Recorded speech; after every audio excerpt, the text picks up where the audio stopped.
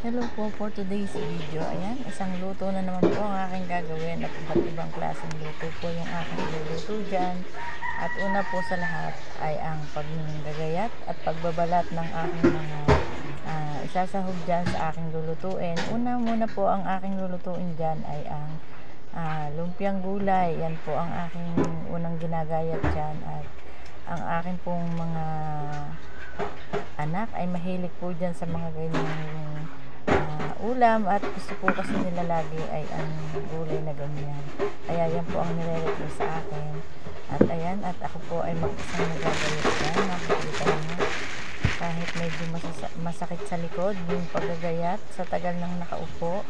Ayan, bago po nagagayat lahat yan. At ipakikita ko po sa inyo lahat. At sana po ay suportahan nyo lagi ang aking ina-upload na video at i-follow nyo po ako at i-heart ang aking mga ina-upload.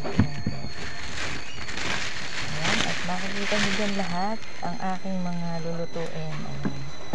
Siyempre po mahirap talagang magbalat lalo po ng marami at iba't ibang klaseng gulay ang iluluto. Kaya laang po ay iyan po ay mas sustansya, ayan, at kasi nga ay gulay po yan, ayan, at minsan po kasi ay pag ako'y nagluto ay napapalimit din ng magkarne, kaya ayan, pag po araw dito ng palengke sa amin, ayan, nakakabili po ng mga isda, ayan, at makikita nyo po kung ano po ang mga lulutuin kong isda dyan mamaya, kaya panoorin nyo po hanggang dulo ang aking video, ayan. At ako po ay maghihiwa-hiwalay na ng balat ng lumpia, ayan. Nakikita niyo po bago ko po matapos talaga yan dahil madami din po, ayan, ay parang 74 pieces po ata, ayan.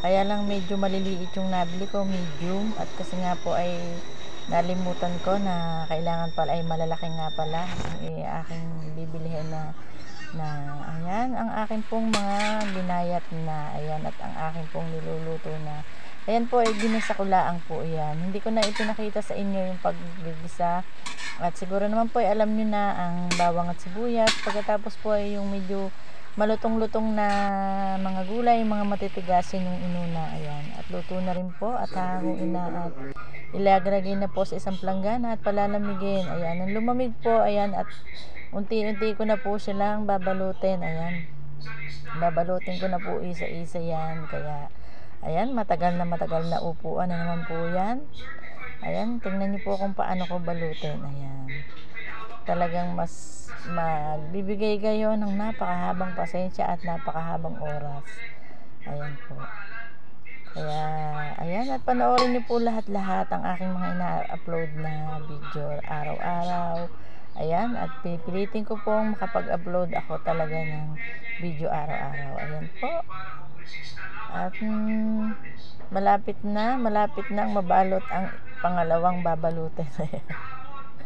Ayan po. At nilalagyan ko pa rin po ng pandikit kasi nga tubig po yung ginagamit ko kasi para po dumikit mabuti yung aking binabalot na lumpiang gulay. Ayan.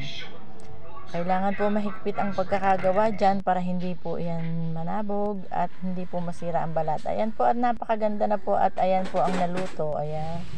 Ayan po ang isa ko pong nilulutuin. Ayan, at makikita niyo po, panoorin niyo na lang po. Ayan, at nagpasalok na rin po uli ng tubig para po sa isda na kinamatisan. Ayan po. Ayan, at malapit na po yung maluto dahil saglit lamang po yung lutuin at konting tubig lang din po ang ginamit dyan, ang nilagay dyan. Ayan po, at hindi po kailangan lutong-luto po maigi ang kamatis bago po ihulog iyan. Ayan po yung isdang salay-salay, at ayan naman po yung isdang pinangat ko. Thank you for watching.